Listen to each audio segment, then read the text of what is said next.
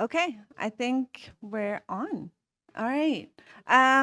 Before you make your final decision on whether to stay or go, read the slide. Um, so basically, I need you to make a deal with me. You will not give me a red card just because you saw too much assembly.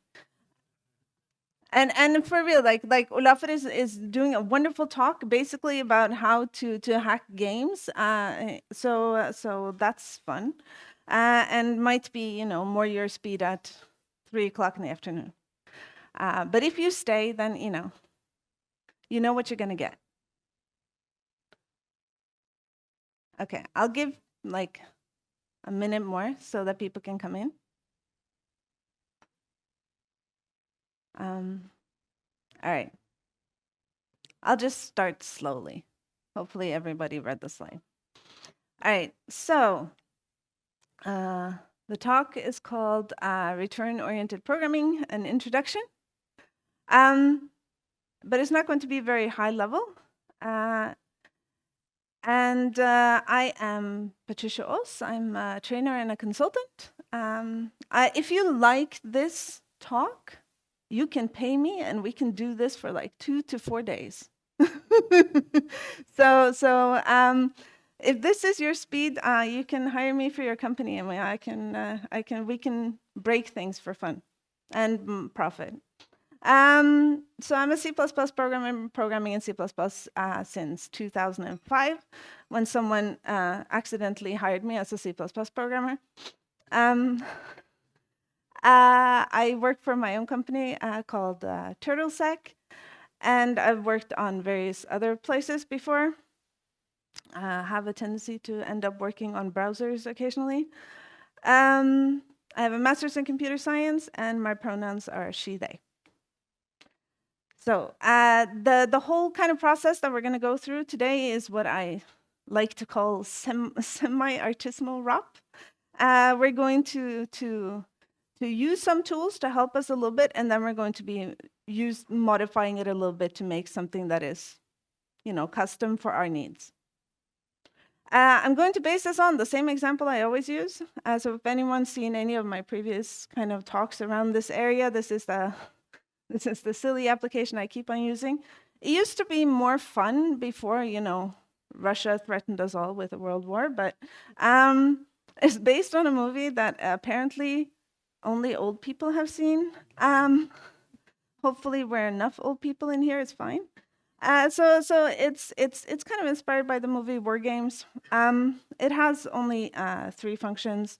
I do variations on it in C or in C++. It's extremely different when it's in C++. It doesn't say void in the parentheses. But yes. In this case, we're going to use cin for our vulnerability, because why not? So the basic idea, and there was a talk earlier today that mentioned something called the weird machine. And the weird machine is a mental model or a formal model for thinking about exploitation. And so I'm just going to give a very quick kind of feel for what that means. So we had a program before. It's not going to be very interesting, so I'm not going to really talk about it. But it has this basic idea. So it's going to print secret : and then read something from the command line. So if you give it the wrong password, it will say access denied, operation complete. And if you give it the right one, it will say access granted, launching missiles, and operation complete. At least that is what was intended. So this was the kind of the mental model of the programmer. But of course, we have a stack allocated array, and a wonderful opportunity for a buffer overflow. And so now we are introducing more states. So the idea here is that this was the intended states of our application, but now with our buffer overflow, we can put it into new states. And so let's say that we use, imagine the buffer is smaller, because I can't really put everything on the slide. So imagine that we do a buffer overflow with global thermal nuclear war. So now we have a buffer overflow. The state of the application is that we have smashed a stack. Exactly what happens at this point is undefined behavior, right? But most likely you're gonna crash, right? Some way of maybe a tool will take you down. Maybe there's a stack canary that will terminate your application. Whatever happens, something bad happens usually. So to be able to get you to ROP, I first have to kind of introduce you to the concept of shellcode.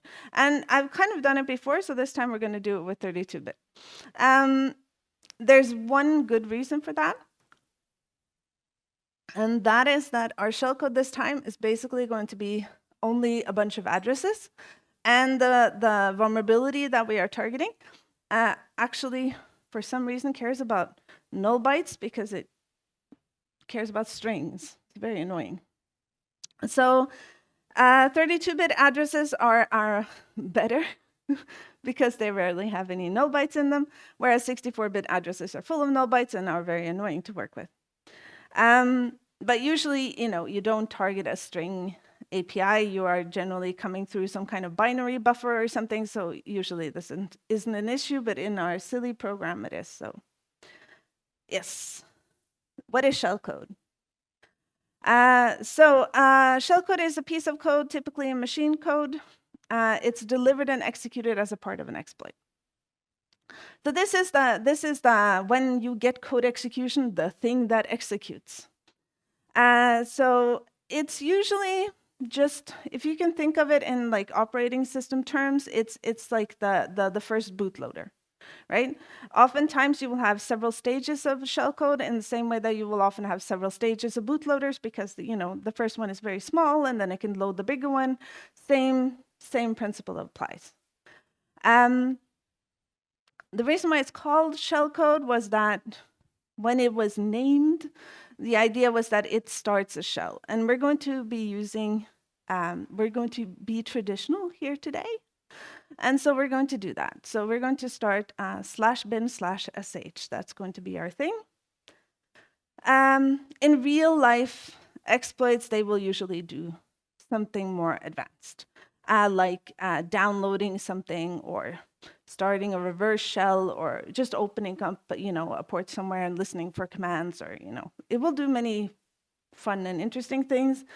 In our case, we're just going to keep it simple.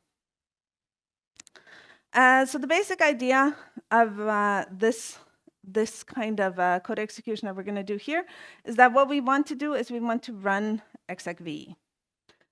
So on Linux, you can think of a process as containing a program. So the vulnerable program, in our case, this whole war games thing, is running inside of a process. And if we can get code execution inside of that vulnerable program, with the little code bit that we're going to execute, we want to execute the system call execve, which will make it possible for us to replace the vulnerable program with whatever we want. In this case, /bin/sh. So basically, the focus of everything that we're going to do today is getting to the point where we can run execve with /bin/sh. And we're going to do it in different ways. All right, so shellcode is code that gives you shell. All right, so this is the high-level plan of what we're going to do today. And basically, I'm going to try to show you a methodology on how you could get from what the shellcode that you would like to run in C to actually shellcode that you can run on the machine, this today using ROP. Yeah. All right, so we write some C code for our shellcode. It doesn't have to be good, thankfully. And then we test it, make sure it does what we want. Then we use that as a basis to write our inline assembly, and that's usually looking up what kind of system calls are actually being used, what are their numbers, are there anything you should know about, whatever. But this isn't like a mechanical process, right? This is it's a fuzzy thing. You have to actually write the inline assembly. Then you test it, and basically you should test all the time because it's very easy to break things. So here we're going to test our assembly, see that it still does what we want it to do. Then we're going to use that as the plan. So we have inline assembly, that is the stuff we want to do. And then we're going to create a ROP chain that does what we wrote in our inline assembly. And then we're going to test the ROP chain. And that's basically what we're going to do this entire hour. So begin by writing the C code for our shell code. And so we're going to be using 3 different system calls. So one is close, one is open, and one is executable.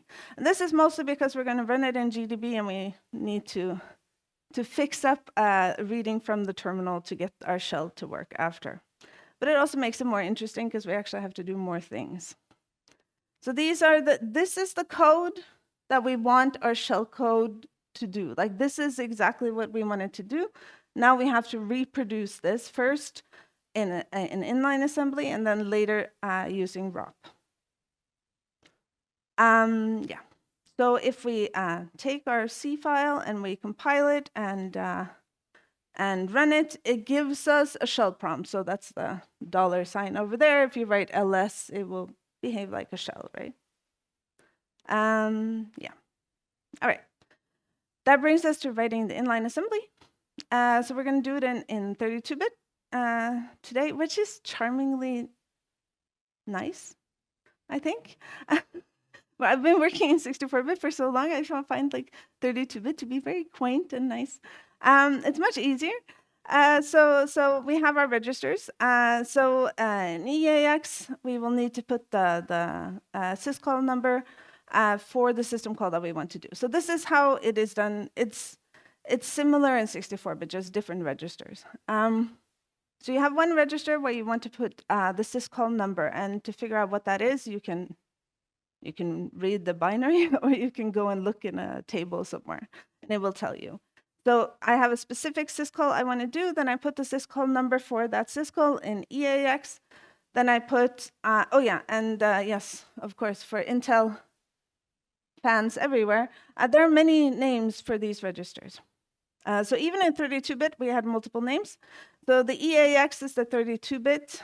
If you want to talk about the first 16 bits of this same register, it's called AX, and then you can also address the lower and the high byte of that with AL and AH.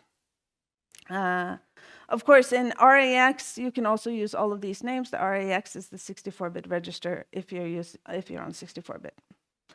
So the first argument will be passed in EBX, and it has, of course, all of the features of all of the names. And ECX will be the second argument, and then the third argument in EDX. All right, so this was our C code. So let's start with close. So the calling convention for the system call close is that we need to put 6 in EAX because the syscall number for close is 6. Then we need to put the file descriptor in EBX, and in our case, we want to put 0 there, so that's it. And we're not going to use ECX and EDX. So this is going to be like the easiest one we're going to do.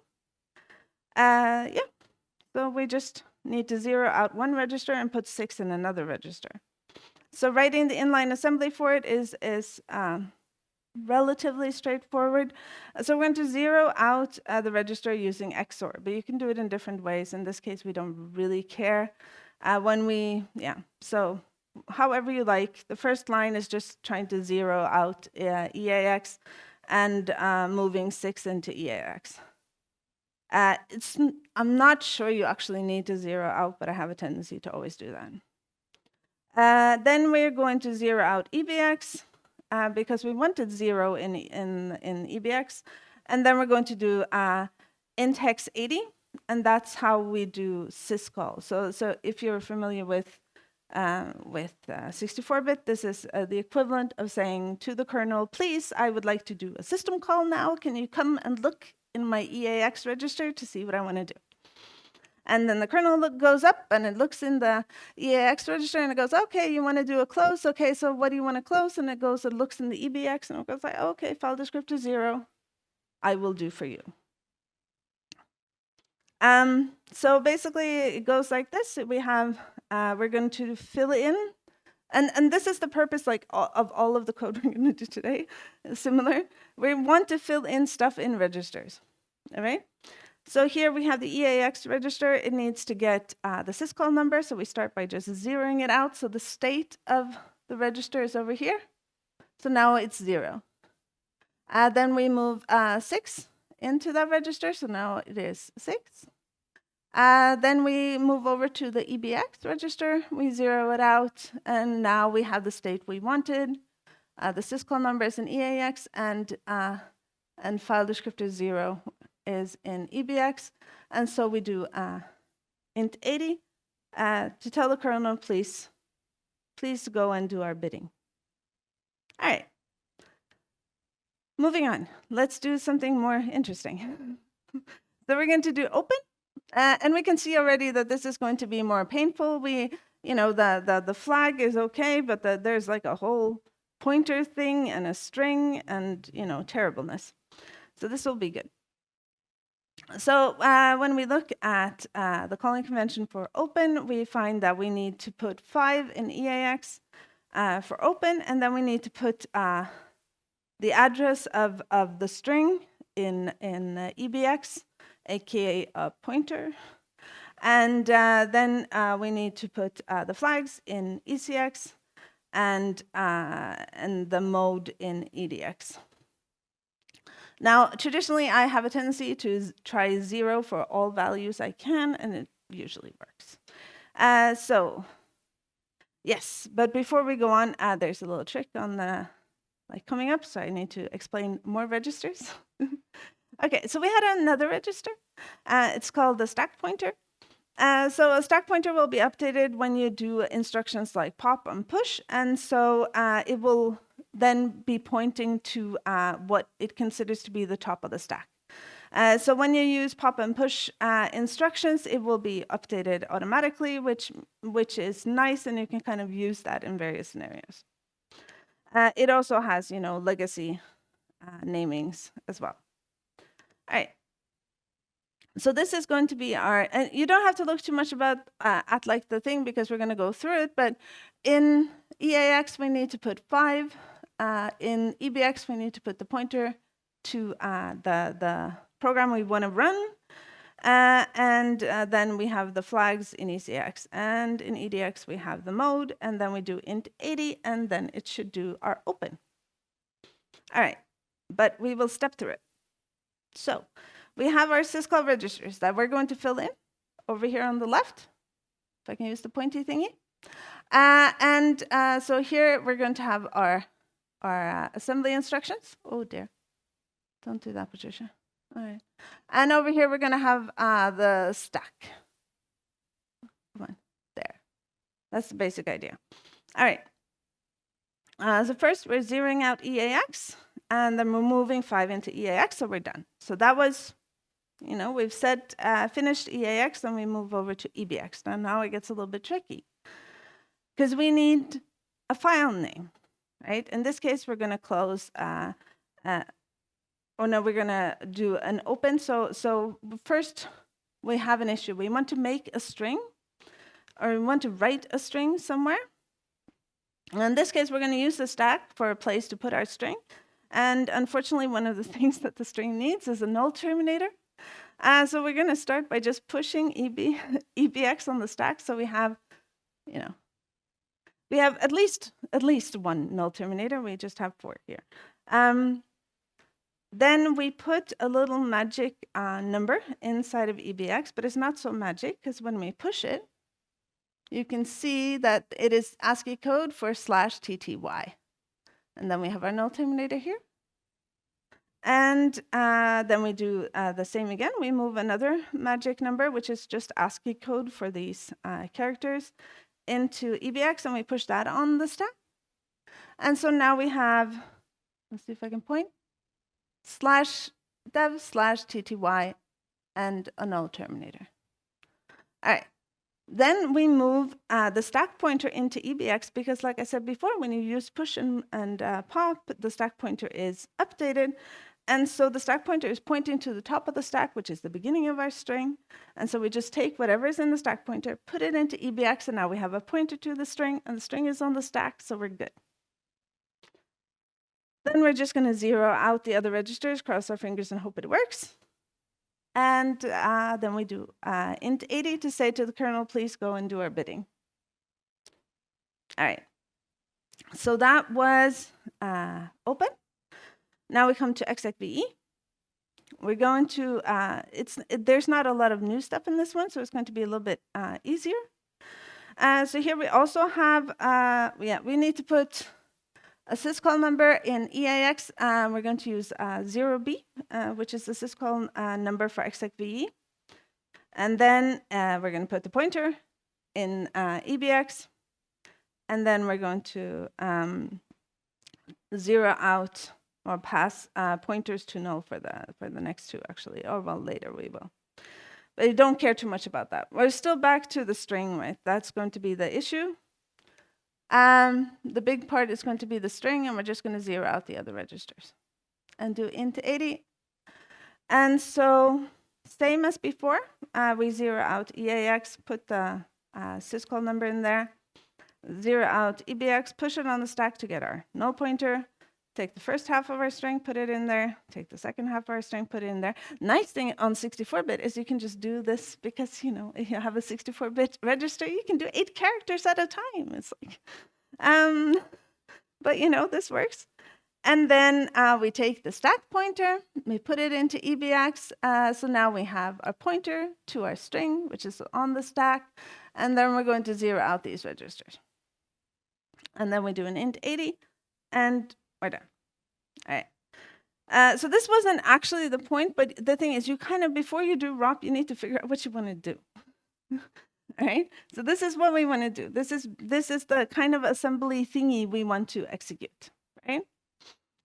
So we can write all that in inline assembly, make sure it actually does the thing that we want them to do. So that here's our close, here's our open, here's our execve. Then we can compile that, and we can run it, and we get a shell prompt. So we know that the inline assembly is representing, or at least managing to do the thing that we were trying to do. All right. So we finally got to ROP. All right. So what is ROP? That's hopefully by the time we're done today, this will make sense. So ROP, return-oriented programming, that's what it stands for. It was an exploit technique that was developed as most operating systems went to having a stack that was on not executable pages, which ruined all the fun for the people who were doing, you know, stack buffer overflow exploits, which was like all the rage in the early 2000s. Yeah, so this is an option if your stack is not executable, and if you don't have a stack canary, that will ruin your fun. So the foundational idea that it builds on, which is kind of interesting, is something we kind of have peeked at a little bit. It is that the ret instruction will transfer execution to the address that is at this point when the ret instruction is executed on top of the stack. Whatever that address is, then we will take it, we will put it into the instruction pointer and jump there and have fun. So if you can think of a ret instruction, so this here is our ret instruction here at the bottom. So when it is being executed, we are just peeking at the top of the stack here. So we have 2 addresses here on top of the stack. And the stack pointer is pointing to the top of the stack. And then we have our instruction pointer. So when we do the ret, the ret will take this address here and put it into the instruction pointer. Over here in executable memory, we have this chunk of code at address 1, which in this case is an XOR of EAX followed by a ret. All right, so when the instruction pointer got fed this wonderful address, it will jump over here and start executing. And so it will start executing the XOR first, which will zero out our EAX register. Then it will do the ret, which will move over back to the stack, find, oh, looky, there's another address here. I will put that in the instruction pointer and let's go again. That is the basic idea. So a ROP chain is basically, if you can imagine a bunch of dominoes, where you can just, if you can flip the first one, they will kind of trigger each other. All right. We're going to do this with stack buffer overflow. So imagine here we have some kind of stack allocated buffer.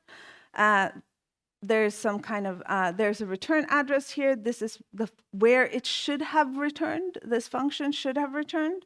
And then here we're going to put the rest of our ROP chain. So when we do the overflow, we don't really care about the buffer itself because, yeah, it's not interesting. The first thing we're going to care about is the thing that falls exactly on the return address. Because the first ret we're going to use is the ret of the function we're in. So we have done a buffer overflow inside this function. When the function reaches its own ret, that ret is going to pick up the first gadget. So that's going to be the trigger that kind of starts everything. And so it's going to pick up the gadget that is here. I'll get to what gadgets are in like 2 seconds. It's going to pick up the address that is at this location, which is over here, and somewhere in executable memory. Because the point here is that we cannot, because the stack is not on non-executable pages, we can't execute any code over here. But over here, there's lots of code, right? You can have, we're going to make a very simple example here, but you have code from the binary of the application itself, but it could be code from libraries. It could be any place that in the address space there are currently good bytes on nice pages that we can execute on. All right, so then we're going to execute whatever instructions. We're going to get a ret. It will go back here, pick up gadget number 2, same, and so on and so forth. So here we have our dominoes. All right. So this kind of list of addresses like this to different gadgets, and gadgets is this kind of structure here where we have some instructions and a ret. So this list of addresses to gadgets is called a ROP chain. All right. So the way we're going to do this is we're going to take and make a string that we're going to pass to this vulnerability. So our vulnerability is a string vulnerability, which means it will break on like null and other tabs and other things. But so we have to take that into consideration later. But for now, we're going to make a string and we're going to give it to the cin that is in our vulnerable program. It's going to overflow. And so we have the padding. So this is the anything up to where the return address is. And then we have our ROP chain. And so the first gadget will fall on the return address on the stack, and then it will be followed by all of our other gadgets. So the basic idea, we will overflow with this string. When the function that had the buffer reaches its ret, it will execute the first gadget, and the first gadget will then do the second and third, and so on. All right. And we can, of course, script stuff to make our wonderful string, which is common. And so here, for example, we have some code, which is basically, we're going to make a ROP chain. We're going to start by just having like some padding. In this case, I'm just using x90 for no good reason. And it has to be, we have to pad up until where the return address is. So you have to determine that. I have done that in talks before, but I'm not going to talk about it. But you can look at this create pattern, create offset is very useful. But the rest of the ROP chain we're going to put in here. And then we're going to print it out so we can just feed it into our vulnerable program in this case. Yeah. All right, so let's have a think about the ROP chain itself. So this is a program or a problem that lends itself really well to automation. How to find all of these ROP gadgets and find useful ROP gadgets and stringing them together is a problem that has not only been solved, but been solved so many times. So you can pick and choose. There are many tools. We're going to be using a tool called Ropper. And this is how we're going to call Ropper. So here, this is Ropper, and it's going to feed it the binary. So the binary is in this local directory. It's called target because I have no imagination. And then here we're going to pass this -- chain execve. This is supported by Ropper. It's supported doing an execve ROP chain is basically supported by all of the tools that do to do this. They just do the execve itself, not the open and close thing that we did. And that's just because it's traditional, right? So it's like, it's tradition, you have to do it. It's sort of like Hello World for exploitation. Okay, that is basically what the execve thing is. Then we can also pass, and that's very convenient here, we can pass bad bytes. So these are bytes that we don't want in a ROP chain. So here's a null terminator. Is this I think this might be a vertical tab. I don't remember. This might be a tab. I don't remember. Different ASCII characters that see in apparently things are a signal for I'm done. And we don't want it to be done because we got a whole exploit we want to get in there. So we don't want to have our little bad bytes or we're going to get clipped. So when you run it on the binary, it will, in this case I've run it before, but it will usually take a little bit of time. It will parse the entire binary trying to find these gadgets. And then it will also then generate a ROP chain. And I will show you it in a second, right? So it tries to do different things. Sometimes if it struggles to find a gadget, it will try different alternatives, but it needs to find gadgets enough to be able to do execve, basically. And so here it says, looking for syscall gadget found, generating ROP chain. All right. So if we look at what it prints, because now it's going to print it right there in the terminal, and it prints basically a Python script. It looks like this. I cut out the middle part. One thing that I kind of like about Ropper is that it said all of the addresses are offsets from some kind of image base address, which means that you can kind of support having the binary in different places in the virtual address space. Yeah, and then the ROP chain goes here in the pinky section here, which we will look at now. Or yes, so yeah. So the ROP chain itself is not very long.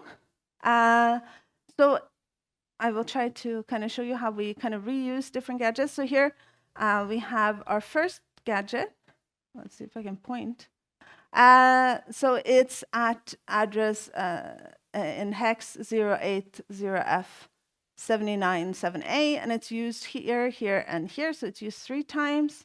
And it very helpfully gives you a comment here saying what is the instructions at this point.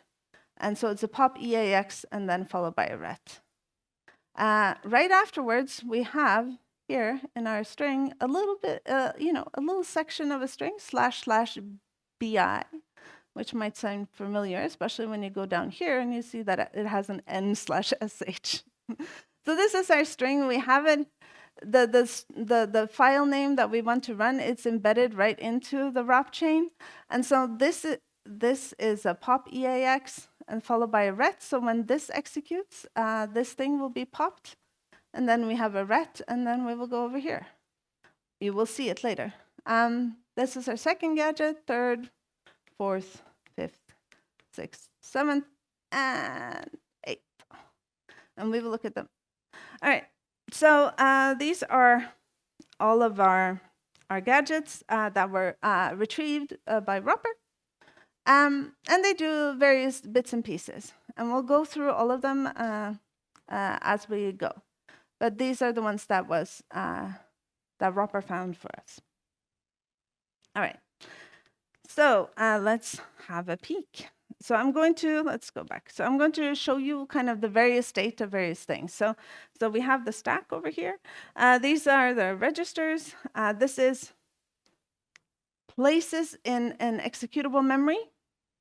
And this is some kind of memory we can write to somewhere. This is the instruction pointer. So the basic idea is that we have managed to do our buffer overflow. So we have our wrap chain on the stack here. And the function we did the overflow in returned, which the ret instruction has just executed, and we are here. Right? Stack pointer is pointing here, the ret is executing, so that means that this thing needs to be put into the instruction pointer. And then execution jumps down here to that location, as you can see, hopefully, that this is the same address here. And then we have over here on the stack, this is a pop EAX, and over here we have our //bi. So that means we're going to pop it into EAX. I have helpfully here translated the ASCII for you. So, but this is a 4-byte integer, I guess we could call it, in register. And then the stack pointer moves down here. We're going to get to our second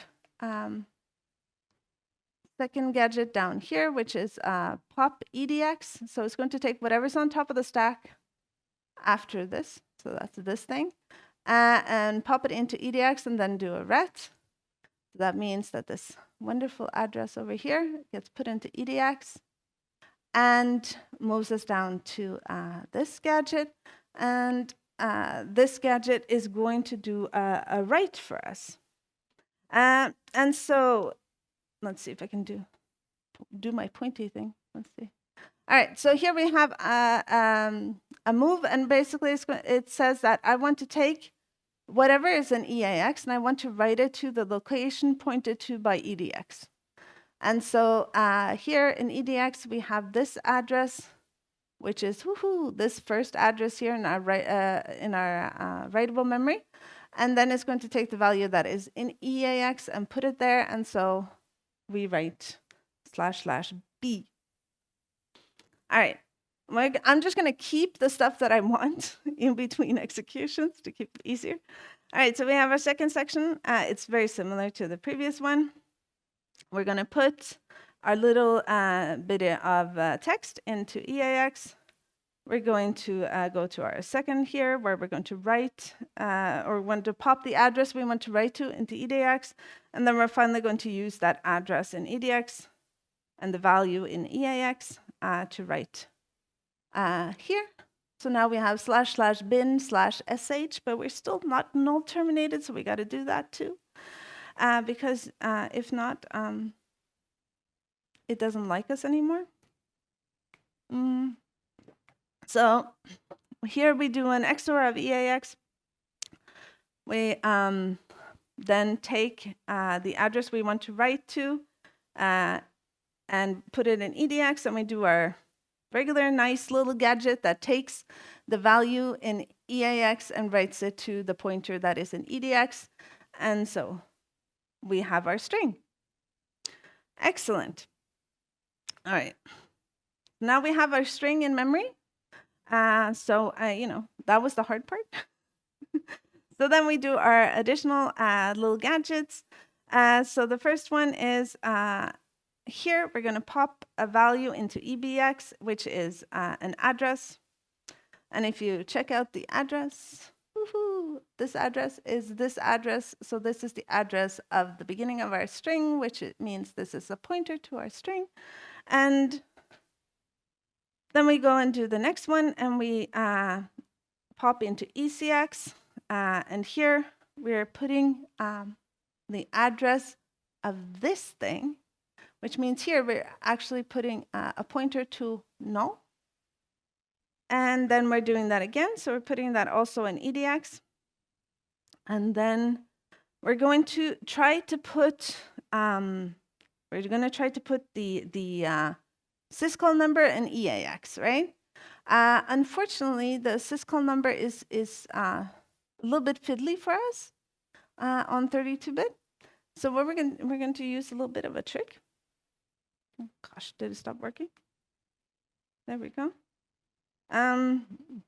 So what we did here is, let's see if I can go back again. My clicky stops working.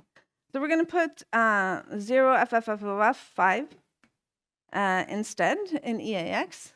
And then we're going to use a little other gadget to negate that. So we're negating EAX, and that gives us 0B. Now, the reason why we needed to do this is because 0B was one of our bad bytes. So we couldn't actually have 0B. So we instead wrote in our ROP chain the negation of the thing that we wanted to do and used a gadget to negate it back. All right, so now we're here. So we have filled our registers. We have our string in memory. We are on our final gadget, which is here, which is the int 80 to do the syscall.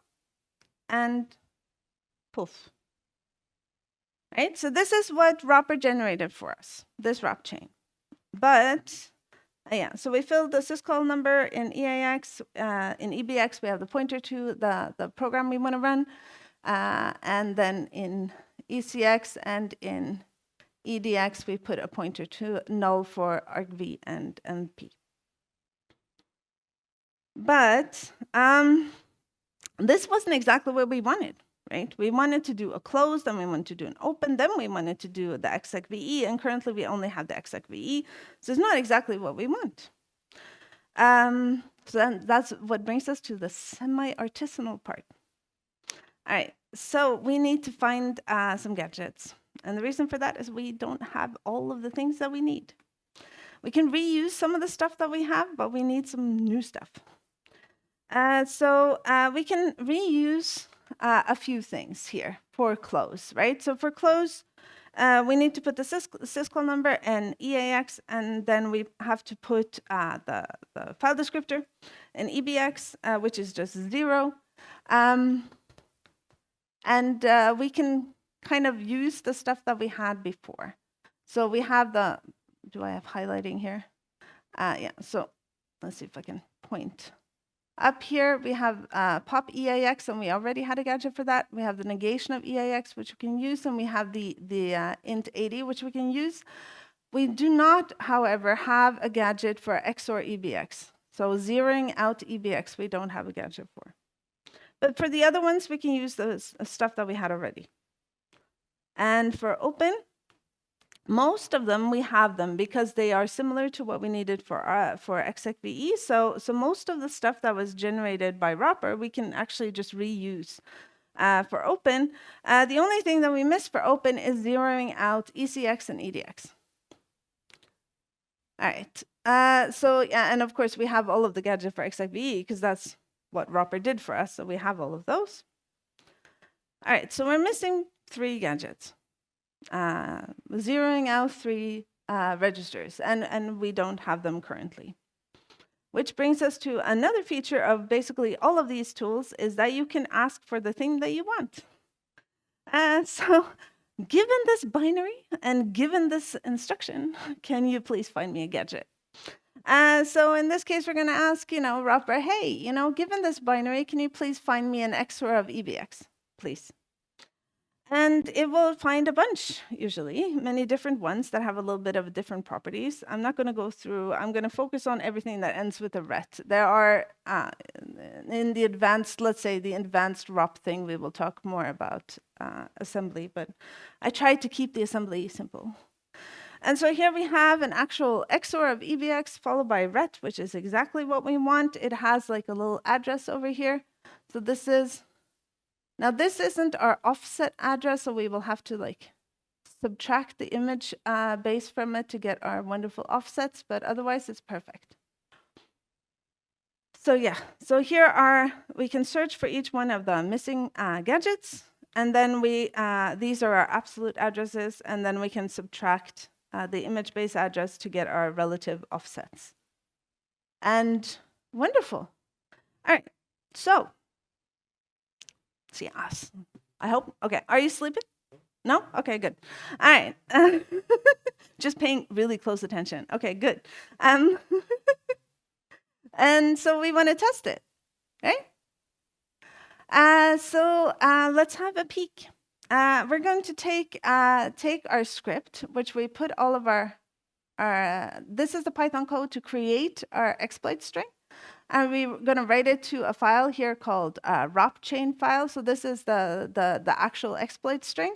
And here you can see it has a bunch of like hex 90s, which is the padding. And then this is all of the addresses that we have. And then in between here, you can find the strings. And this is using XXD, so you can see the strings kind of here in the margin. So you have like /dev/tty//bin/. /sh. And so you can have a peek. And I often do this because I often have issues with the bad bytes and things breaking, and so then I want to go and see what it looks like. Yeah, so this is the string. This is what we worked so hard to get. So we started off with C code, and now we have this, it's beautiful. All right, so now we're going to want to feed this to our wonderful War Games application and hopefully get shell. So we will do this in GDB because, when you do exploit development, basically most of the time, you're crashing. So it's nice to have some kind of environment that can help you debug that. If any of you are like, the best part of my day is sitting in GDB like all day and just like looking at registers and peeking at the stack and trying to figure out what goes wrong and whatever, if that is your jam, exploit development is for you. All right, it's perfect. If not, not so much. Okay, so we're going to take here and we're going to say, I'm going to feed, so I'm going to start my target binary in GDB, and then I'm going to feed it this ROP chain file, which has, so this means I want you to treat this as standard in, right? So whenever you start reading from standard in, I want you to read from this file instead. And so GDB starts it, it prints the code, which is War Games missile launcher version 0.1. It says access granted because we are in undefined behavior territory. It launches. I'm not exactly sure what a negative number missiles are, but maybe it's a good thing. And it also says access denied as well, because bools are also out the window the moment you're smashing your stack. And then we get from GDB, it tells us that our process is executing a new program. And the new program is user/bin/dash, which on my Ubuntu machines is what /bin/sh is a symlink to. And it does print some stuff, and then we get a shell prompt. Woohoo! Yay! See? We got shell. Thank you.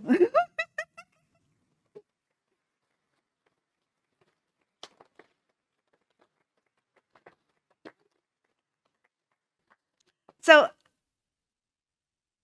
this, if this was your jam, or if this wasn't your jam, I'm sorry.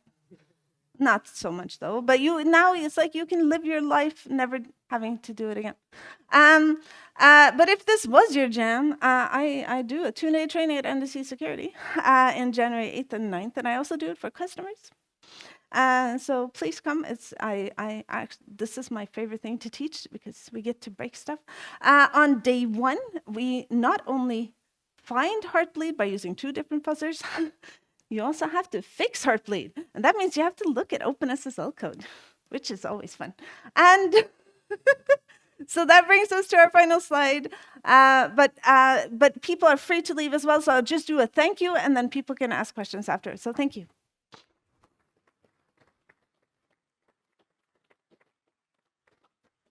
And feel free to go if you want. So any questions? There's here in front. Does it work on Windows? Okay, so does it work on Windows? This specific program is a Linux program, so no. But yes, return-oriented programming works in various contexts today. It's used in many different contexts. On Windows, you have a feature that kind of tried to get to this is something called control flow graph. The idea in control flow graph is basically because currently we're just jumping around in executable memory, right? And the idea for control flow graph is during compilation, the compiler can actually see what are valid places to jump to and record all of these addresses in a table. And then when you try to do a jump, it will actually check against the table to make sure that this is a valid jump target. And if it isn't, it can terminate your process, for example. Okay, so first of all, a lot of applications don't use it, so you're fine. Second of all, of course, because ROP was kind of created as a response to the stack not being executable. And so, of course, there was a response to a control flow graph and similar tools from other platforms. And so somebody created something called block-oriented programming, where they take the control flow graph table, then create a graph over those, find a path through that graph where you manage to fill in all of your registers without like clobbering them in the intermediate steps. And it's more fiddly maybe, but it has proven to work. Most of the people that I talk to that use ROP, ROP is commonly used today, many different types of exploits, not so much on the stack usually. You will usually put it somewhere else. You might have it on the heap. Then you have to do something that's often called stack pivot gadget. You need to have execution jump in, or the stack pointer point into to the heap, and then you can have your ROP chain on the heap. People use it for all sorts of things, from hacking everything from bootloaders, kernels, whatever. Okay, I forgot where I was, but yeah, does that answer your question? Yeah? Okay. Anybody else? No question? One more question. Come on. Yeah. Yes. Yeah. So yes. So in the same way that the thing that was so much fun about stack buffer overflows is that it was so easy. So I didn't show you here. I've shown it before in previous talks, so you can Google it. But you had the kind of beautifulness of having the exploit in the same string as you got your code execution. It would jump into the same thing. It was beautiful. Unfortunately, it was so beautiful. It worked everywhere. It was, everyone started working on it. There was lots of mitigations introduced all over the place. One of them is a stack canary. So a stack canary is the idea that between the buffer and the returned address, we're going to put some kind of magic cookie, string, whatever thing. And before we do the ret, we're going to check that it's still intact. So we will inject some code that will check that the stack canary is still intact. And if it isn't, then we will just abort. And many compilers implemented this in various ways. Some of them had the fantastic idea of hard coding the thing that goes there. So it didn't go so well. Some people just put like 0. Some compilers had bugs, so they didn't put it in when they should have put it in. And a lot of applications just turned it off because apparently they had stack buffer overflows like randomly that usually went okay. So for whatever reasons, it was like variable. What really kind of kicked this whole kind of technique out was making the stack not executable. One thing that people did do is they did combine these techniques. They used a ROP chain to make the stack executable, which you can do in various operating systems by remapping the stack. And then you could still do your exploits on the stack, so that was good. You can imagine this is what I do for fun. Return next year, and we will do code execution from printf. Um, yeah, does that kind of, yeah. So, and also you had like, you had address-based layout randomization, which was also a way of trying to make this more difficult, because previously you could hard code your addresses because everything kind of had a tendency to land in the same locations. So it was deterministic between runs and different machines, and so it was much easier. But yeah, no, there's lots of mitigations. Usually, there are ways to get around them, and that's kind of like the game, you know. Yes. Mm-hmm. So address-based layout randomization, is it common? Today, I think almost all operating systems that are modern have some form of address-based layout randomization.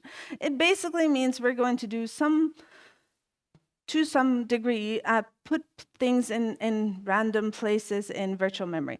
It's not as random as you'd like, and depending on the platform, I think Windows has a tendency to say that it's random when you boot up your machine where I put this library, but after I put it someplace, that's where it's gonna stay. so because I am going to keep it there for all of the binaries running on this machine because it is very convenient for Windows, I guess. But it depends. But it did mean that it became a little bit more difficult to write exploits because you couldn't hard code your addresses anymore, which means today you will usually have two stages to your exploits. The first part is what is called an information leak, where you are leaking addresses, and then you can kind of figure out what the address space looks like, and then you do your calculation of your addresses, and then you go. So it did make it more difficult. You usually now have to have at least two vulnerabilities to do these things. Any more questions? All right, then we're done. Go.